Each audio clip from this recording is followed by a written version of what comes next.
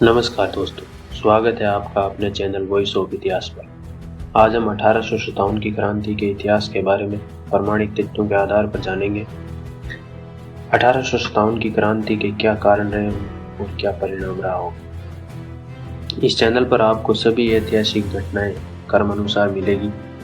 ये वीडियो उन सभी के लिए है जो इतिहास को जानने में रुचि रखते हैं और प्रतियोगिता परीक्षाओं की तैयारी करते हैं। तो चलिए शुरू करते हैं। 1857 की क्रांति के इतिहास को समझने के लिए हमें थोड़ा पीछे का इतिहास जानना पड़ेगा। जब अंग्रेज भारत आए तो उन्होंने देखा कि भारतीय लोग व्यवहारशील हैं और एक दूसरे के भरोसे पर सारे काम करते हैं। इसी व्यवहार का अंग्रेजों ने फायदा उठाया और भारत के राजाओं और लोगों के साथ व्यापार कर मोटा लाभ पहुंचाया, जिससे भारत के लोग अंग्रेजों पर भरोसा करने लगे। धीरे धीरे अंग्रेजों ने रियासतों से जमीन के पट्टे किराए पर लिए और अपनी कंपनी के नाम पर आधुनिक हथियार और सैनिक इकट्ठा किए। फिर रियासतों को आपस में लड़वा कर उन्हें संधि करने पर मजबूर कर दिया।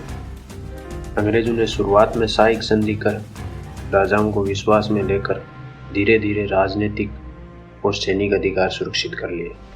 फिर अंग्रेजों ने शोषण शुरू कर दिया, जिससे भारतीय लोग परेशान हो गए। अंग्रेजों ने भारत की अर्थव्यवस्था चौपट कर दी थी। एक अंग्रेज इतिहासकार जॉन स्वालिन, उनका कहना है कि भारत में अंग्रेजों की आर्थिक नीतियां एक स्पंज के रूप में कार्य करती थी, जो गंगा घाटी के संपूर्ण माल को सौंप कर लंदन स्थित टेम्स नदी के किनारे उड़ेल देती थी। सर्वप्रथम 1765 में इलाहाबाद संधि के तहत ब्रिटिश ईस्ट इंडिया कंपनी ने दीवानी अधिकार प्राप्त कर लिए, जिससे उसे राजस्व संबंधी सारे अधिकार प्राप्त हो गए। इसके बाद 1784 में ईस्ट इंडिया एक्ट के तहत राजस्व विभाग स्थापित किया। उसके बाद 22 मार्च 1793 ईस्वी में अंग्रेजों ने स्थायी बंदोबस्त व्यवस्था लागू कर दी। उस समय गवर्नर जनरल था कॉर्नवालिस, जिसने भारत के 19% भूभाग पर इसे लागू किया। इसमें अंग्रेज जमींदारों से, किसानों से कर वसूली करवाते थे। स्थायी बंदोबस्त से अंग्रेज भारत में एक स्वामी भक्त वर्ग तैयार करना चाहते थे। इसके बाद रहितवाड़ी व्यवस्था लागू की गई। रहितवाड़ी व्यवस्था में रहित का वास्तविक अर्थ था किसान। यह कैप्टन रीड और थॉमस मोनरो द्वारा लागू की गई थी। 1820 में रेगुलेशन 7 के तहत इसमें कर के रूप में 3/4 भाग वसूला जाता था, जिसका मतलब है कि किसान का खून मांस चूस कर कंकाल बना दिया जाए। यह भारत के लगभग 51% भाग पर लगाया गया था। इसके बाद 1822 में महलवाड़ी व्यवस्था लागू की गई। महल का वास्तविक अर्थ था संपूर्ण गांव की व्यवस्था। ओल्ड मैकेंजी ने इसे अवध व आगरा में लागू किया। बाद में लगभग भारत के 30% भाग में भी लागू हुई थी यह व्यवस्था। इसमें राजस्व वसूल करने वाले व्यक्ति को लंबरदार कहा जाता था। इन सभी व्यवस्थाओं से आम जन व किसान शोषित हो रहे थे और अंग्रेज किसानों से परंपरागत कृषि को समाप्त कर जबरन नकदी फसलों की कृषि करवा रहे थे। लघु उद्योगों को नष्ट कर दिया। भारतीय व्यापारियों पर 90 से 95% तक टैक्स लगा दिया। इन सब से परेशान होकर भारतीयों ने विद्रोह कर दिया। भागलपुर बिहार में संताल विद्रोह 1856 में हुआ। संताल जाति के लोगों ने कानू और सिद्धू के नेतृत्व में यह विद्रोह किया था। अंग्रेजों ने सामाजिक और धार्मिक मामलों में हस्तक्षेप किया, जिससे लोगों में अंग्रेजों के खिलाफ भारी रोष पैदा हुआ। अंग्रेजों ने 1805 में सिपाही ड्रेस कोड लागू किया, जिसके तहत भारतीय सैनिकों को माथे पर टिक्का, धार्मिक वस्त्र और मुसलमानों को दाढ़ी नहीं रखने के आदेश दिए गए थे और एक विशेष प्रकार की टोपी पहनने का आदेश दिया जो ईसाई धर्म से संबंधित थी। इससे वेलूर के सैनिकों ने परेशान होकर विद्रोह कर दिया और 10 जुलाई 1806 को वेलूर में 200 अंग्रेजों को मौत के घाट उतार दिया। इसके बाद अंग्रेजों ने 1813 में ईसाई धर्म प्रचार प्रसार की छूट दी। 1827 में भारतीय लोगों को जबरन ईसाई बनाया गया। 1824 में बैरकपुर छावनी में भी एक छोटा विद्रोह हुआ। 1850 में डलहौजी ने धार्मिक निर्योग्यता अधिनियम पारित किया, जिसके तहत ईसाई धर्म स्वीकार करने वाले भारतीयों को उनकी पैतृक संपत्ति से वंचित नहीं किया जाएगा। अंग्रेज भारत के किसी कमजोर वर्ग को टारगेट कर ईसाई बनाते थे। इसके बाद 1854 में उन्होंने डाकघर अधिनियम पारित किया, जिसमें भारतीय सैनिकों के डाक पर शुल्क लगा दिया गया और भारतीय सैनिकों का वेतन बहुत कम था अंग्रेज सैनिकों की तुलना में। अंग्रेज सैनिकों का वेतन 95 से 100 रुपये था, वहीं भारतीय सैनिकों का मासिक वेतन 7 रुपये था।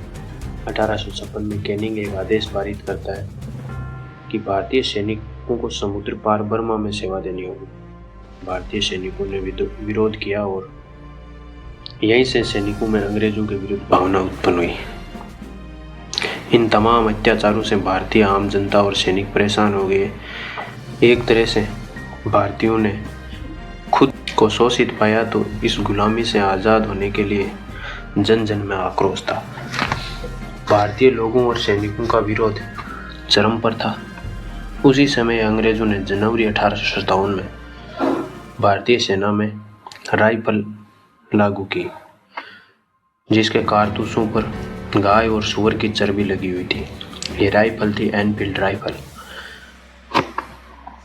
चर्बी लगे कारतूसों का विरोध बैरकपुर छावनी के सैनिकों ने किया और 29 मार्च 1857 को मंगल पांडे ने विद्रोह करते हुए 2 अंग्रेज ह्यूसन और कर्नल बाग को गोली मार दी।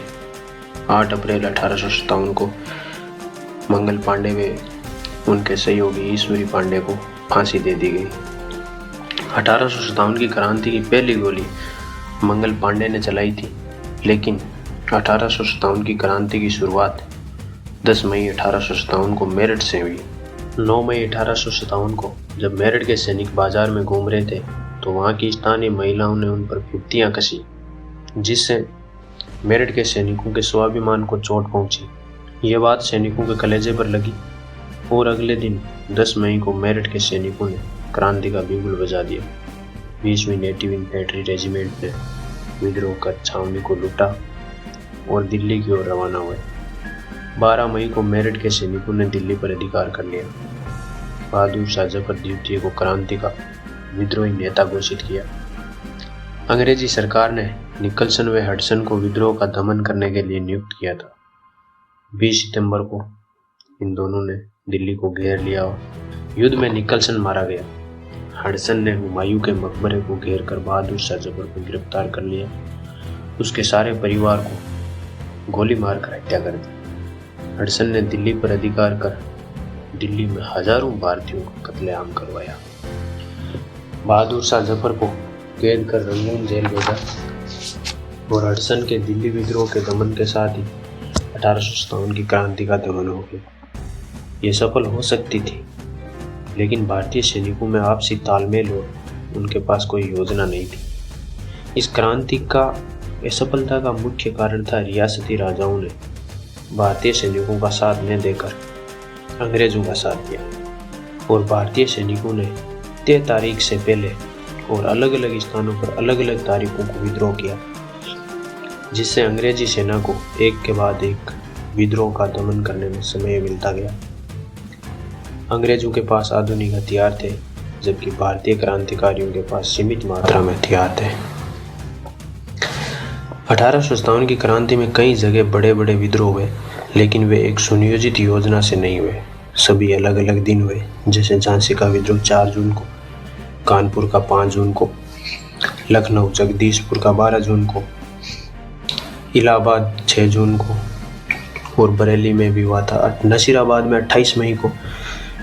तो दोस्तों, ये थी 1857 की क्रांति।